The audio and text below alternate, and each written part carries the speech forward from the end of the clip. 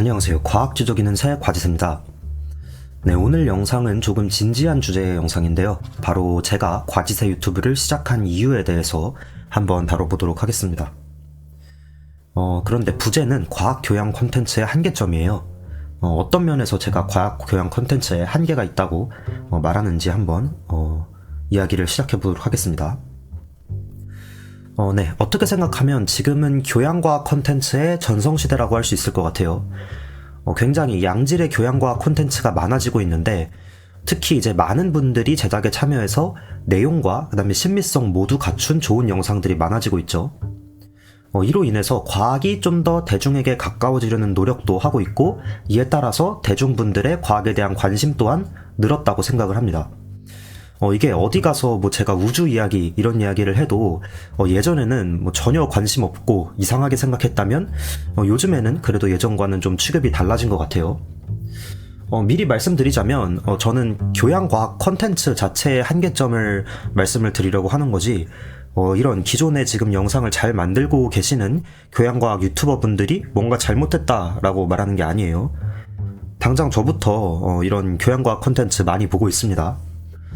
몇 가지 말씀을 드리자면 안될과학이라든가 혹은 과학을 보다 이런 컨텐츠들 제가 좀 시간 많을 때 이럴 때 보고 있고요. 굉장히 재밌게 잘 보고 있습니다. 네, 그런데 이런 좋은 점에도 불구하고 왜 저는 교양과학에 한계가 있다고 말할까요? 왜냐면 과학적 지식은 두 가지 요소를 가지기 때문인데요. 바로 사실과 논리, 이렇게 두 가지 요소를 가지기 때문이죠. 네, 한번 예를 들어봅시다. 네, 굉장히 유명한 사진인데요. 아마 과학 자체에 그렇게 조예가 깊지 않으신 분들이라도 과학 교양 콘텐츠를 많이 접하셨다면 한 번쯤 들어본 얘기가 아닐까 싶어요. 바로 2013년에 서원에서 힉스 입자를 발견한 그런 실험에 관련된 사진인데요. 이걸로 이제 노벨상도 받았죠. 네, 힉스 입자에 대한 사실들이 있습니다. 바로 표준 모형에서 예측하는 마지막 입자라는 사실과 다른 입자들에게 질량을 부여하는 힉스 메커니즘이라는 게 있다는 사실이 있고요. 그리고 2013년 실험을 통해서 힉스 입자가 관측이 되어서 피터 힉스 교수를 비롯해서 이런 이론가들 노벨상을 수상을 했죠. 네, 그런데 뭐가 문제일까요? 아마 이 세 가지 사실들은 여러분들이 많이 접해보셨을 거예요. 그런데 표준 모형에서 왜 힉스 입자를 예측을 하는가? 그리고 힉스 메커니즘이라는 건 어떻게 다른 입자들에게 질량을 부여하는가? 그리고 2013년 실험으로 무엇을 봤기 때문에 힉스 입자를 관측했다고 주장을 하는 건가? 이 세 가지 의문에 대해서 답하실 수 있으신가요? 아마 이 분야의 전공자들을 제외하고는 쉽게 답할 수 없을 겁니다. 왜 그럴까요? 그 이유는 어떻게 보면 힉스 입자에 대해서 잘 알기 위해서 공부해야 될 이론이 이렇게 많기 때문입니다. 보기만 해도 벌써 숨이 턱 막히죠? 네, 일단 알아야 될 게 너무 많아요. 그리고 이 하나하나의 난이도가 굉장히 어렵습니다. 딱 보시면 이거 물리학 전공자나 되어야 배우는 건데 라는 생각이 드실 수 있고, 심지어는 물리학을 전공했다고 하더라도 학부 때는 배우지 않는 내용들도 많아요. 예를 들어서 양자 장론부터 시작해서 표준 모형이라든가 양멜스 이론이라든가 이런 내용들은 학부 때 거의 배우지 않습니다. 그렇기 때문에 이런 내용들을 설명을 하려고 하면 설명하는 사람도 힘들고요. 그리고 듣는 사람도 힘듭니다. 그러면 어떻게 해야 될까요? 도저히 설명을 할 수가 없죠. 그래서 논리보다는 사실관계 위주로 설명을 하게 됩니다. 하지만 아무 논리 없이 단순 사실관계만 이야기를 하다 보면 받아들일 수가 없죠. 그냥 이건 이렇다, 저건 저렇다 이렇게 건조한 사실만 툭툭 얘기를 하다 보면 전혀 그 개념 사이의 연관관계를 파악할 수도 없고 머릿속에 들어오지 않을 겁니다. 그래서 최대한 비유를 동원해서 이 논리 부분을 해결을 하려고 노력을 합니다. 사실 비유와 직관을 활용하는 건 굉장히 좋은 도구예요. 어떻게 보면 비유라는 게 결국은 일종의 왜곡이 아닌가라고 생각을 할 수도 있지만 사실 전공자들에게도 비유와 직관은 굉장히 좋은 도구죠. 저희가 사람의 뇌가 컴퓨터가 되지 않고서야 직관에 호소하지 않고 모든 걸 엄밀한 논리로 전개하는 건 불가능합니다. 진짜 집합론부터 시작해서 엄밀하게 정의를 이렇게 하다 보면 1 더하기 1을 증명한 1 더하기 1은 2라는 거를 증명하는 것도 쉽지 않다 이런 얘기가 있죠. 이것도 어느 정도의 그 논란의 여지는 있습니다만 그래서 결국에는 어떤 선상에서는 비유와 직관에 호소할 수밖에 없는데 이제 전공자가 되면 그 호소를 좀 덜 하는 거고 교양과학이 되면 좀 많이 호소를 하는 거죠. 그러니까 결국에는 비유를 동원할 수밖에 없다라는 점이죠. 그러면 비유 자체가 문제가 아니라면 뭐가 문제일까요? 제가 생각하는 통곡의 4단계가 있는데요. 이게 통곡의 4단계인 이유는 사실 1, 2, 3단계까지는 문제가 없어요. 오히려 1, 2, 3단계까지 나가는 건 바람직한 과정이라고도 할 수 있는데 이제 4단계까지 나가신 분들이 정말 문제가 되기 때문에 그렇죠. 이런 과학 콘텐츠를 접하고 나름대로 과학에 관심을 가졌을 때 첫 번째는 잘 이해를 하지 못합니다. 왜냐면 내용이 뭔가 어렵고 쉽사리 이제 일반인이 접근하기 힘든 그런 내용들도 많으니까요. 그런데 이런 얘기를 많이 듣다 보면 언젠가부터 뭔가 이해한 것 같은 생각이 들기 시작합니다. 그런데 당연히 이 모든 디테일, 제가 아까 이렇게 마인드맵으로 그렸던 그런 모든 이론에 대해서 전부 다 소개를 한 게 아니기 때문에 결국에 어느 지점부터는 오개념을 가질 수밖에 없어요. 자, 이렇게 좀 오개념이 쌓이다 보면 뭔가 충족이 되지 않는 시점이 오게 돼서 결국에는 그런 충족이 되지 않는 부분을 설명하기 위해서 자기만의 이론을 만들게 됩니다. 그런데 여기서도 사실 문제가 없어요. 제가 이따가 예시를 하나 들어드릴 텐데 3단계까지는 어떻게 보면 비판적인 정보 수용 과정이라고도 할 수 있죠. 자, 그런데 간혹 가면 4단계죠. 이제 기존 이론이 틀렸다고 주장을 하시거나 이 자기만의 이 이론에 대해서 굉장히 진지하게 주장하는 분들이 나타나기 시작합니다. 이제 비로소 사이비 과학이 하나 탄생을 하는 순간이죠.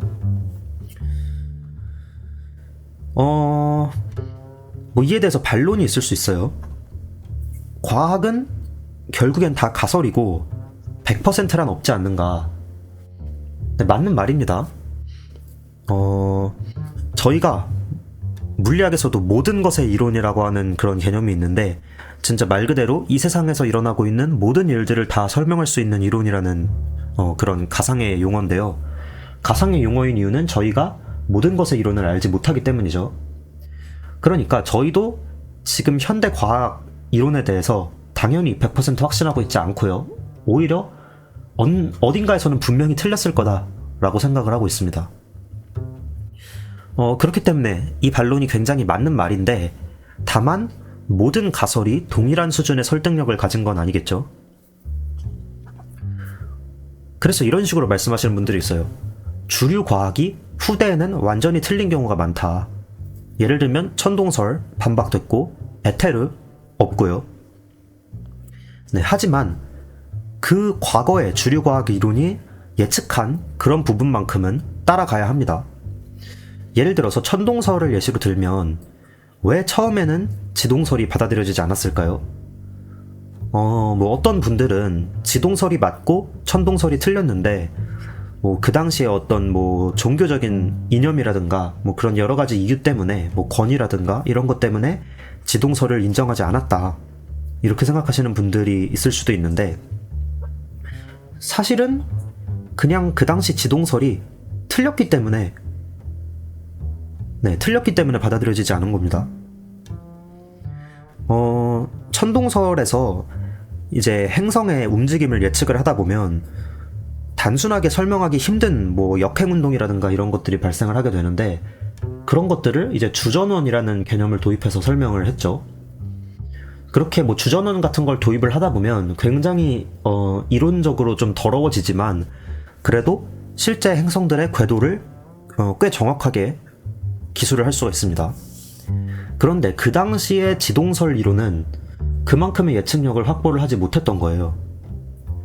이제 후대에 케플러라는 천문학자가 타원 궤도를 도입을 함으로써 그런 예측력 문제를 해결하고 나서야 이제 지동설이 주류 과학으로 받아들여질 수가 있었던 거죠.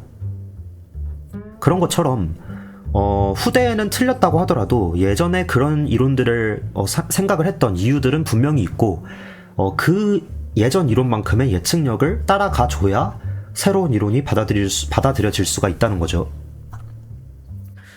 또 뭐 이런 말도 있습니다. 아마추어가 놀라운 발견을 한 사례가 있지 않은가. 분명히 있죠. 꽤 많습니다.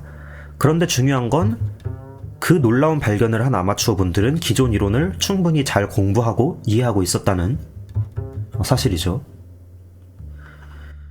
그리고 이제 마지막으로 이거 내 이론이 정말 맞는 이론인데 이걸 제대로 이해 못하고 지금 틀렸다고 하는 이야기다 하시는 분들도 있는데, 네, 학계에서 이해를 할 수 있게 전달하는 것도 실력입니다. 지금까지 이제 모든 과학 이론의 혁명을 이끌었던 이론들은 학계에서 받아들일 수 있게 이론적인 근거를 갖추고 또 실험적인 뒷받침이 됐기 때문에 네, 받아들여질 수 있었던 거죠. 네, 그래서 아까 제가 통곡의 4단계에서 이제 3단계까지 문제가 없다라고 말씀을 드렸는데 뭐 이런 예시가 있을 수 있을 것 같아요. 제가 너무 자세히 얘기를 하면 또 이게 저격처럼 뭐 받아들여질 수도 있을 것 같아서 원래는 제가 뭔가 가상의 이런 시나리오를 좀 생각을 해보려고 했는데 이게 뭐 제가 상상력이 부족한 건지 잘 떠오르지가 않더라고요. 그래서 제가 좀 여러 가지 과학 교양 채널들의 댓글에서 많이 보였던 그런 이야기들을 좀 짜깁기를 해서 한번 말씀을 드려보려고 합니다. 예를 들면 이제 이런 내용이 있죠. 우주가 팽창을 하는데 우주 팽창에 명확한 중심이 없다라는 얘기가 있습니다. 그 얘기는 뭐냐면 모든 점들이 서로를 기준으로 멀어지고 있기 때문에 어떤 특정 점이 가운데에 있어서 그 지점을 기준으로 우주가 팽창하는 게 아니라 그냥 우주가 전체적으로 팽창을 한다. 굉장히 이해가 안 되죠. 네, 이게 무슨 소린지 싶을 수도 있습니다. 이걸 설명하기 위해서 이런 비유를 많이 들어요. 이제 풍선을 하나 불고 그 풍선 위에다가 뭔가 별이나 은하 같은 걸 그려놨다고 생각을 해봅시다. 그 상태에서 이제 풍선에다가 공기를 불어넣어서 풍선을 더 크게 불면 별들 사이의 거리가 멀어지겠죠? 그런데 이런 팽창, 이 풍선의 팽창에 중심이 있나요? 어떤 특정한 별이 이 우주의 중심이라고 할 수 있나요? 네, 그렇게 말할 수가 없겠죠. 이런 측면에서 우주가 팽창을 하더라도 그게 특정한 중심을 갖고 팽창하는 게 아니다. 이렇게 이야기를 많이 합니다. 그러면 이제 뭔가 이해한 것 같아요. 하지만 약간의 오개념을 가질 수가 있죠. 왜냐면 뭐 일반 상대성 이론에 의한 뭐 프리드만 방정식이라든지 이렇게 우주 팽창을 이야기할 수 있는 모델도 제시를 하지 않았고 심지어는 우주 팽창이라고 하면 시공간이 팽창한다는 거니까 결국에는 뭐 기하학, 그러니까 다양체에 대한 이야기를 해야 될 텐데 뭐 그런 얘기도 안 했기 때문에 약간의 오개념을 가질 수가 있습니다. 그러면 이제 이런 질문이 생겨요. 뭐 우주가 팽창한다는 건 알겠는데 왜 팽창하는 거지? 아까 풍선 비유를 보면 풍선에다가 바람을 불어 넣었기 때문에 풍선이 팽창한 거잖아요. 그러면 이런 식으로 풍선에 바람을 불어 넣어주는 뭔가 힘이 있어야 팽창하는 게 아닐까? 라면서 그런 힘이 무엇인지에 대한 자기만의 이론을 만듭니다. 예를 들어서 풍선의 비유에서는 이제 풍선은 2차원 곡면이잖아요.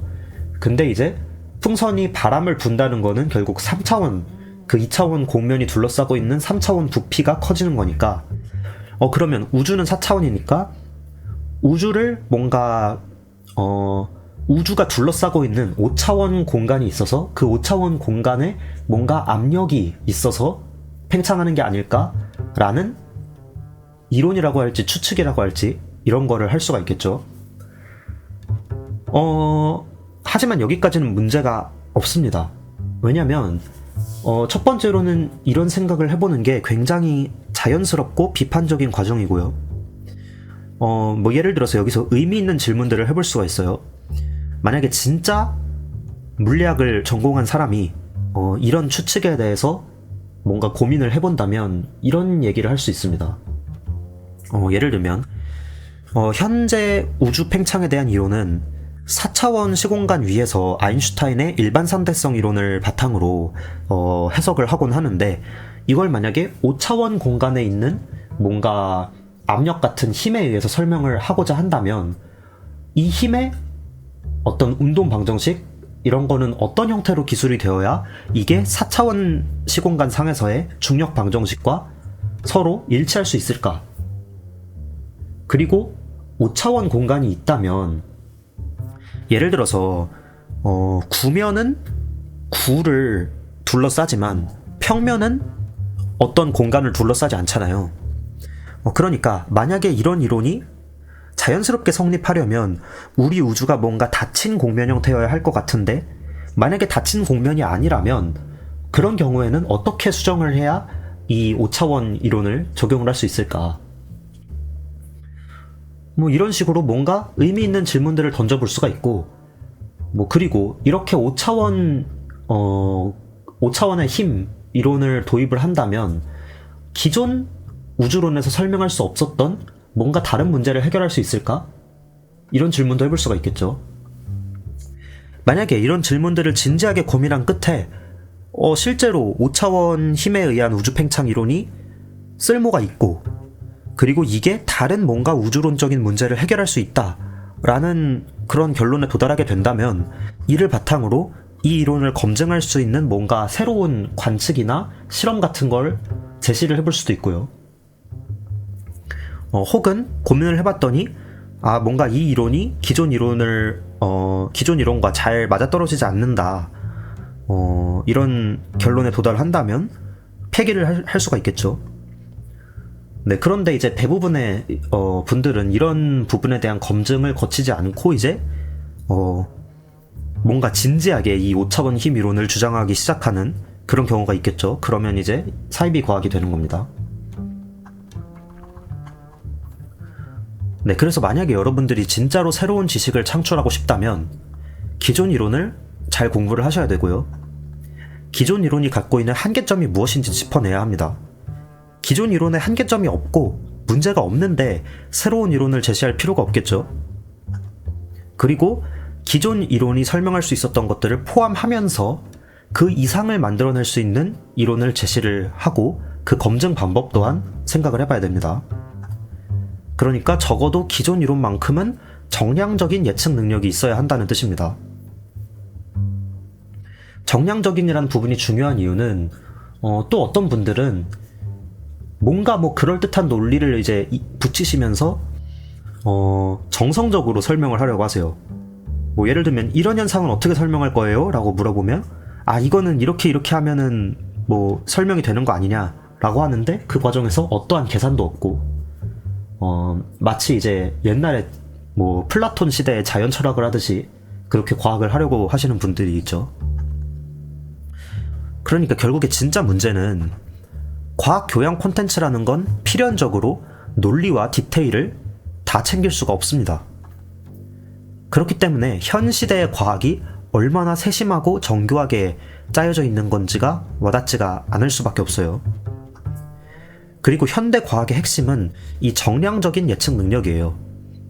그러니까 뭔가를 계산할 수 있어야 한다는 얘기고요. 계산을 할 수 있다는 건 수학 없이는 말이 되지 않는다는 겁니다. 그래서 과지새는 교양을 포기합니다. 네, 저는 교양을 포기했습니다. 표준 모형을 소개하겠다 치고 영상을 지금 수십 편씩 만들고 있는 그런 채널입니다. 네, 그래서 과학지적이는 새 채널은요, 타겟 청자층이 좁습니다. 그리고 아마 과학에 대한 대중적인 흥미를 높이는 데는 별로 도움이 안 될 겁니다.